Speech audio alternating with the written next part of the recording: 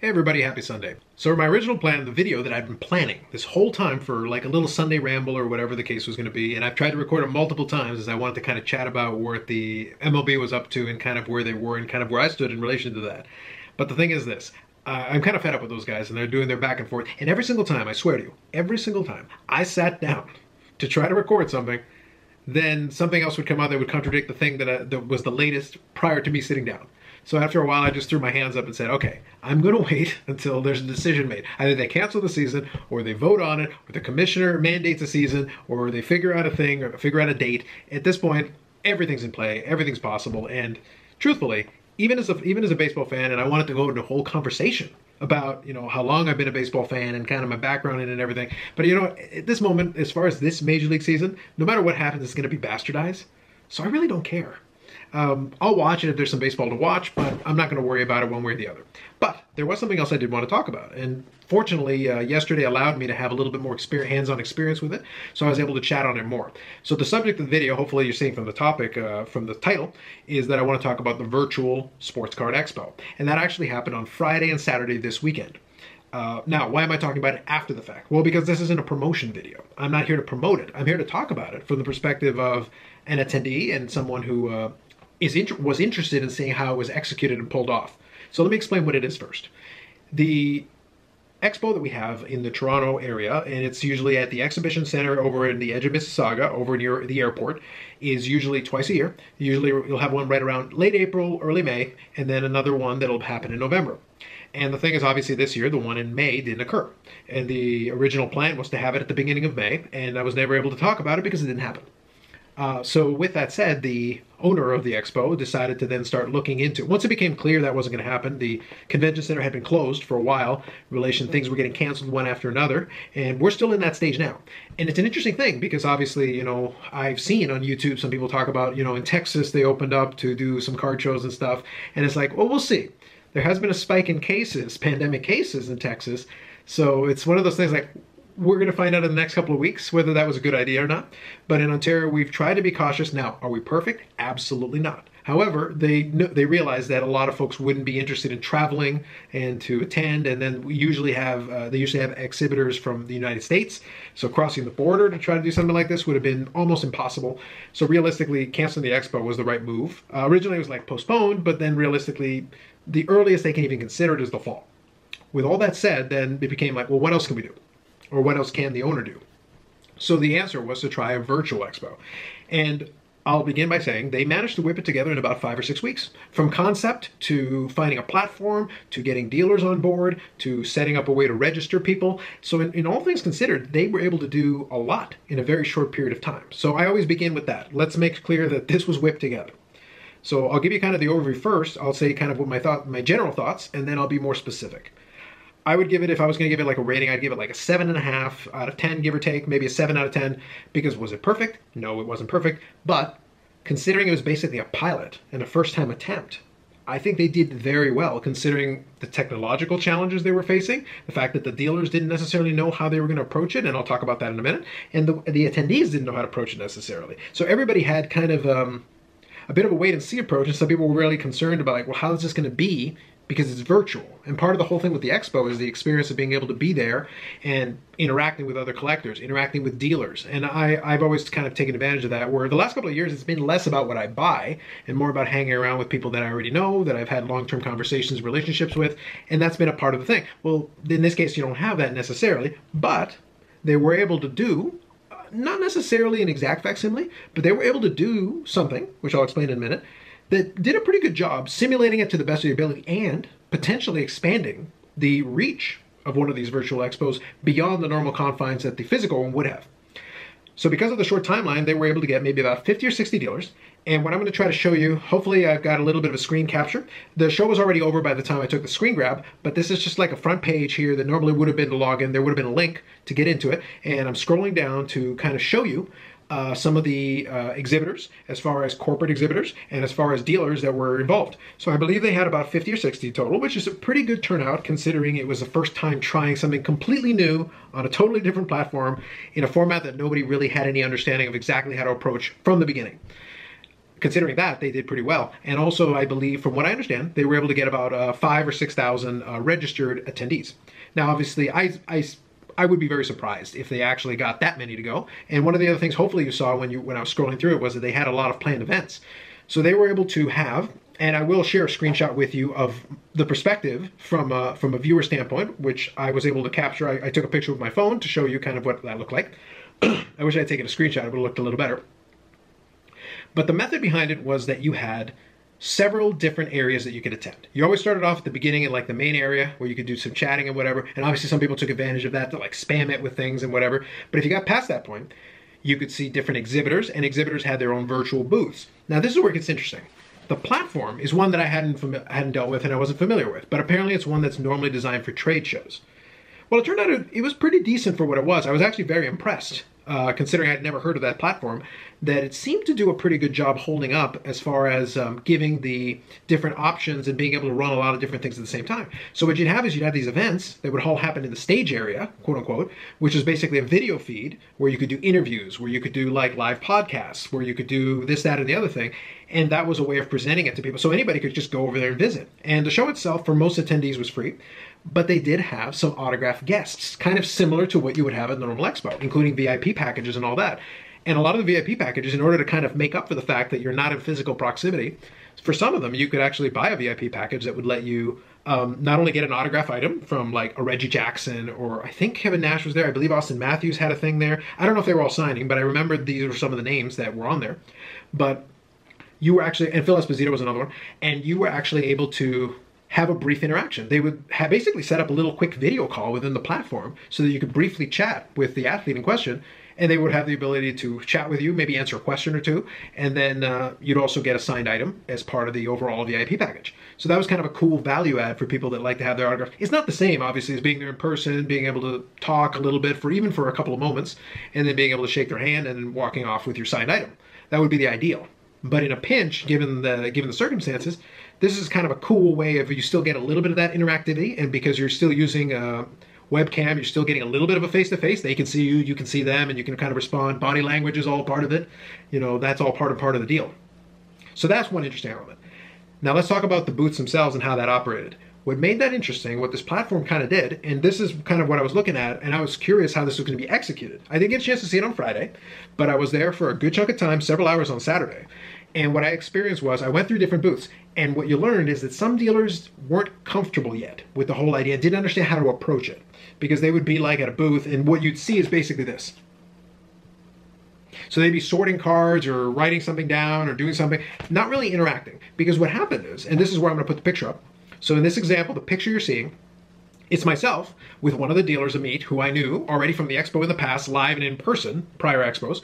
But what you're seeing is that we have a live video chat. But here's the thing, you can have a private one-on-one video chat with a dealer, but what you're looking at here isn't a private video chat. This is the video chat that the whole booth could see, meaning you could have people viewing and interacting. And what you're seeing here, and hopefully I've still got the thing on the screen that you're seeing. So on the left side, you've got a panel that you've got the different options that go to those different areas I was talking about, including the staging area, including the main area, including the booths themselves. And you could virtually scroll through and find, you know, a dealer that you wanted to check out, and you could open up the booth. Once you open up the booth, you were seeing a view kind of like this.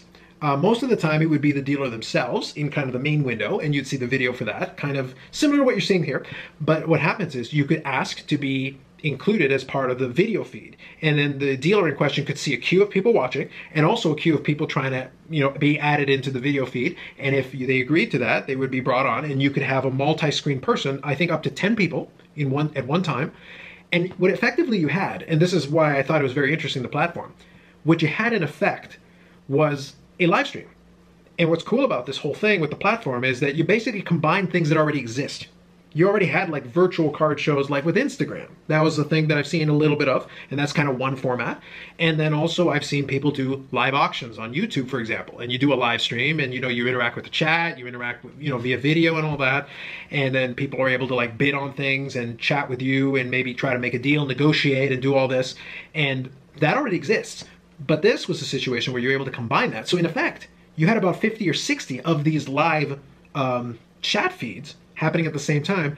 And I felt, based on my observation, the dealers that embraced it as kind of a streaming they gave you kind of a live streaming vibe where you were kind of interacting with the audience, so to speak. So you'd have the chat window. Maybe people wouldn't want to come on the screen. Maybe people just wanted to talk to you in the chat or talk to you through private chat window. If you were willing to engage in that way and it felt like people were hearing you, some people would stick around at a booth for a while and they'd be chatting away. Maybe they'd buy something, maybe they wouldn't. But the more traffic you could create, the more people would be interested in hanging around.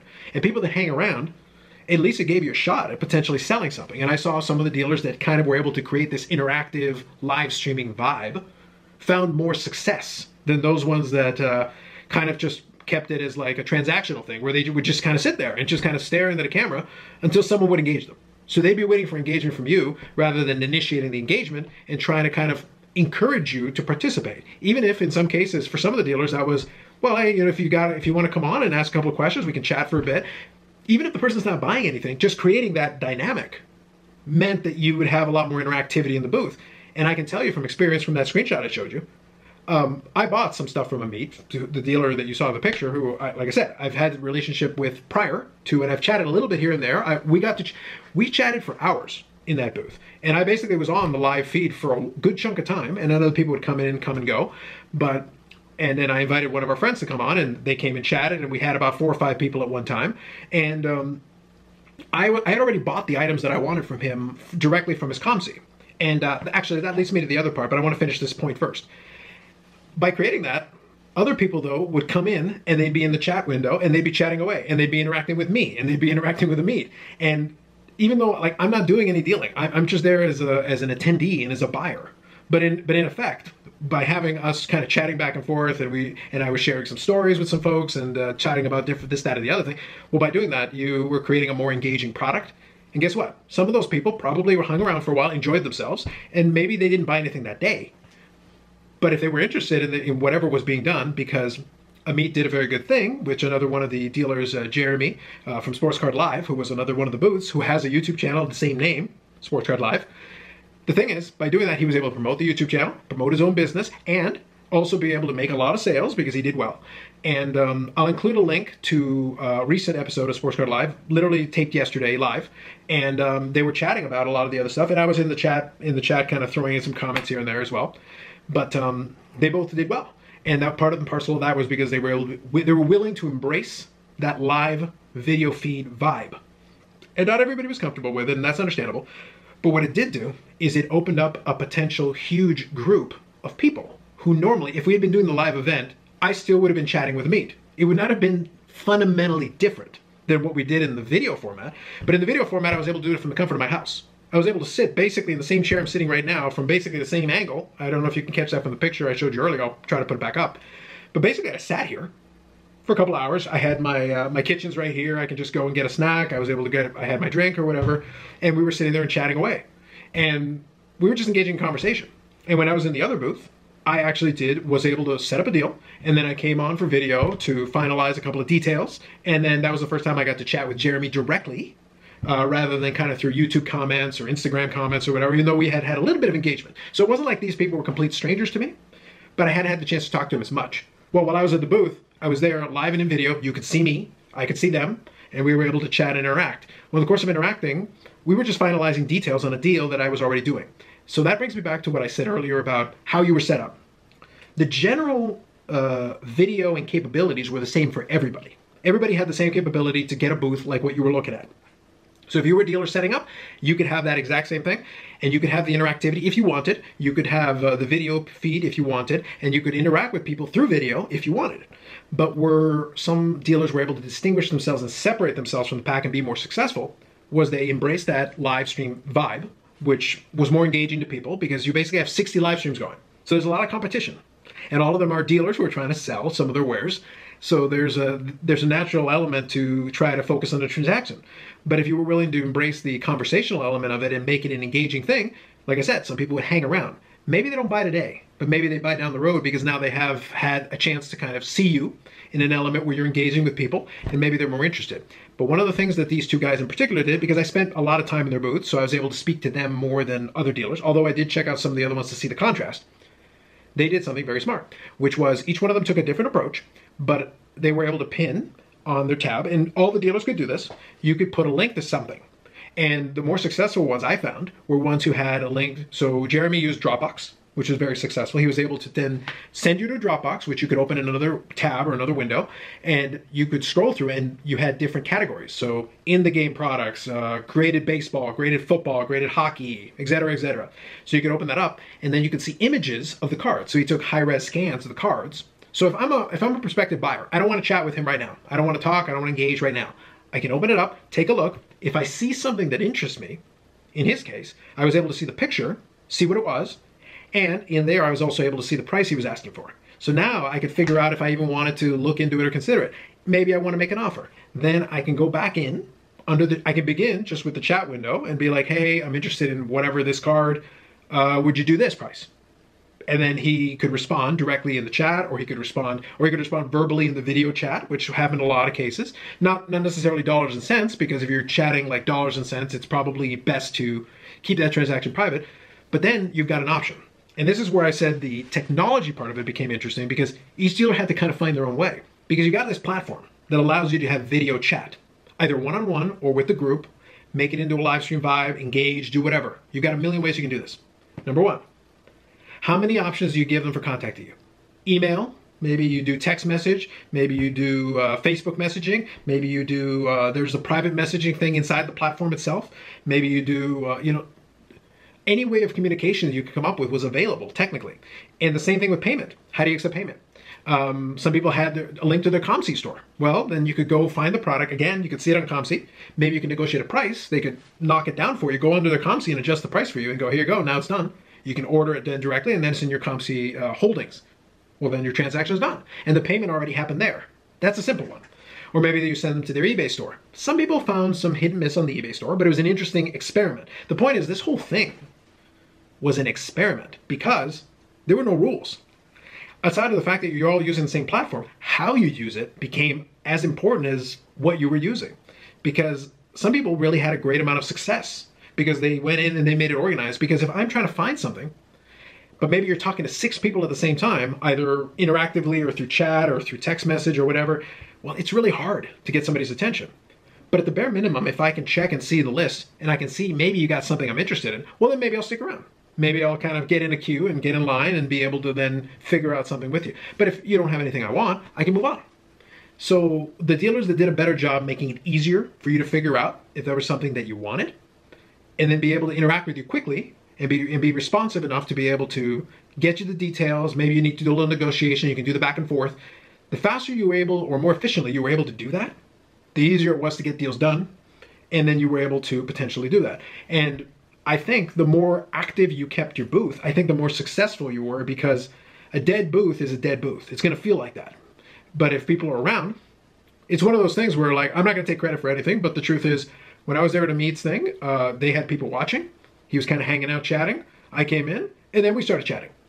And then people in the chat were chatting. And then there was a lot of interactivity there. So the combination of the things allowed there to be a little bit more life to it, which kept it going. And we went for a while. We just chatted for hours. And like I said, I had already done my purchases that I wanted to make with it. I didn't need to buy anything else. I had already made a deal. And once the cards come in, I'll show you what I ended up picking up from the one deal, because one of them is going to ship in and the other one's sitting in the ComC. And the ComC, I don't know how long that's going to take, because the shipping they got going on is going to take a while. I'm hoping they get their shipping to full strength at some point so I can actually order my stuff, because I got over 100 cards sitting there. And I'm ready to order them, and there's some good stuff there. But I'm going to have to figure it out. Including one card that is very ironic given my last video. I'm going to leave it at that. But it's very ironic given the last video that I did. But I'm keeping an eye on that. But the point, I think the overarching point I'm trying to say, I've said a lot, but I think the overarching point I'm trying to say is that I liked that this experiment was done. Because no matter what, like I said, I gave it a 7.5 out of 10. It's not perfect. There were still a lot of kinks to get out. But I think it was good that they tried for 2 reasons. Number one, somebody has to. Because even though there's a virtual, there's been those virtual card shows on Instagram and all that, that isn't necessarily the perfect platform to get a lot of dealers in there. The second, kind of 1A to that, the potential to be able to expand the reach of the expo is huge, because let's say life gets back to normal. All right, pandemic's gone for now. We've dealt with this one, and you're able to get back to normal. We're able to have expos like normal. Great, awesome. Well, this is a great way to potentially, it's twice a year right now, This is a great way to potentially supplement that with maybe another 2 expos in between. You could have 4 quarterly expos, 2 live and in person, and 2 virtual. Well, virtual opens up the world because there were people from Australia, people from Finland, people from, I think, Russia. There were people from all over the planet. As long as you have access to the internet and a webcam, you were able to interact if you wanted to. You didn't need the webcam, but you could just do it through text and do it through email and do it through Facebook and whatever other, Instagram, whatever other format you wanted to do. And you could still complete deals if you wanted to. Some people use PayPal. Some people use direct, EMT message. Like I said, these are dealers I've already dealt with and I've already chatted with to a certain degree. I've got to chat with them more. So that was a different thing. So I was more comfortable sending it that way. But if you were less comfortable, you could do PayPal. And by doing that, you get the buyer protection. So you could still have different ways of transacting that would give you the comfort level. And you can negotiate the shipping rates. I like tracking, whatever. You could figure out all those details. It was just a platform to give you a way to do it. And the people who were best prepared were the ones who were able to do the best. Now, the advantage is if they go and do it again, which could very well be the case, given the way we are, that if the Fall Expo could very well be in this format. The good news is, given enough lead time, you could get more dealers, you could get more guests, you could get more potential people signing up now that it happened and they were able to get through it on the first try. And the other thing is they're able to get some of the kinks out, improve some of the areas that need improvement and some of the ideas, and give the dealers a better playbook. Now there is a playbook. Organize it a certain way that this will help. Engage with the potential streaming on it because you're creating live feeds. Like I said, you're creating streaming feeds. That's new. If you're not used to it, that's very odd. It's very strange. So I don't blame them. So some of the dealers are going to have to figure out a way to get acclimated or comfortable with it. And if they can adapt, I think they can do well. So like I said, one scenario is life gets back to normal, and this is a supplement to the existing expo. And it allows those of you maybe in the States or maybe internationally who have never visited one and are not going to hop in a plane and get to one, perfectly fair. Well, it gives you a chance to interact with those same dealers, and it allows you to do it. From the dealer perspective, it's great because they can do it from the comfort of their own homes or from their offices or whatever. So the inventory's around them. You go to an expo and maybe they don't have something, maybe it's back in the storage or whatever. They can be like, well, I have that, but if you want to do a deal, maybe I'll have to reconnect offline after the expo and maybe I can get that to you or whatever. And that gets tricky to do because you have to keep track of a lot of things and some people are just tire kicking and it's tricky. Well, if you're doing it this way, I've got the items on hand. I can get that out. I can show it to you. I can show you the high-res scan. I can do a lot of different things. And then if we make a deal, well, okay, it's done. I'll send it to you. Testament to how much I had to say about this that I had to restart the camera to get the rest of my thoughts. The point, though, that I was making was that you had all these different options, and suddenly you were expanded because, obviously, your commute's shorter. You can carry more inventory because you don't have to travel with it. That's huge. And that's from the dealer's perspective. Well, from the buyer's perspective, you don't have to travel either. You don't have to pay for a hotel. You don't have to pay for accommodations. You don't have to pay for food. You can be in your own house. You can log on, log off at your convenience. You can be on. You can access it from your phone. There were actually some folks that were able to use it directly through the phone and be able to use the camera on the phone as this is a method of communication. So the expandability, it just gave you more options is what it did. Like I said, it's not perfect and it doesn't replace the in-person experience. There is something to be said for that. But in the interim, in this time period where you don't necessarily know when the next physical expo is going to be, it does give you an option where you can potentially have more expos. So I gave you scenario one where it's a supplement. Well, let's say in the fall we can't do it. Well, the virtual expo is suddenly a very viable alternative. Now you know that it can be done. You can get more guests. You can do more things. Maybe you can run it for the 3 days, like traditional expo. Or maybe you stick to the 2. It depends. But the point is you have the option to be able to do that. And then suddenly, in a whole international audience who got their first taste this time around, and maybe were never able to hop on a plane, had never done it before, are able to meet these dealers. And then these dealers are able to make a future business, which motivates them to attend more of these virtual expos because it's just easier. And the cost of the booth is lower and maybe the potential return is greater. It's easier to make a profit if it costs you less upfront. And in the same vein as an attendee, I can tell you, the food was a lot better in my house when I was attending the expo than it would be normally being in the convention center. But that's, like I said, is it perfect? No. Are there some advantages to it? Yes, absolutely. So that's why I think it's going to be very interesting. And if nothing else, even if you don't care about the virtual expo, because it is very hockey heavy, and there's obviously an international audience that maybe is more baseball interested, more football interested. Well, if we get more dealers, there's going to be more variety. You can get more international dealers who can carry some of those other products. But here's the other part of it. Let's say you don't care about the expo at all. Well, if you had paid attention to what happened in this one, or if you check out and learn some things from what was done here well and what was done badly, maybe there can be more virtual conventions in the future in other parts of the country or other parts of the world, where all of a sudden you open up an entire international community to a lot of different possibilities. You can have a virtual expo or virtual convention, national convention or whatever, in Asia, where maybe it's basketball heavy, or I'm just making stuff up. But the point is you could do stuff like that and suddenly open up an entire different, potential clientele and potential set of dealers that you've never heard of and never seen before. So these are things that are possible. It's not necessarily imminent, but depending on what part of the world you're in, this might be your next best thing to being able to attend in person and being able to be part of it. So, like I said, there was a lot to say there. So I think I'll leave it at that. If you have any questions or comments, as always, I'm very happy to reply or respond to them in any way. It is something that I was very interested in. I did get a really good opportunity to check it out on Saturday.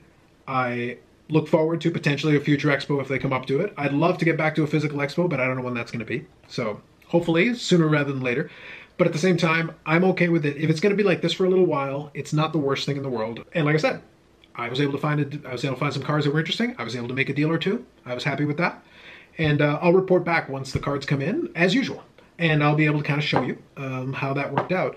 And, it gives you a good opportunity, though, to get in touch with certain dealers and certain other collectors and be able to engage, where at least you got some kind of engagement as opposed to everybody being at home and not being able to have any engagement at all. So I'll leave it at that. Thanks, as always, for watching, and I will catch you in the next video.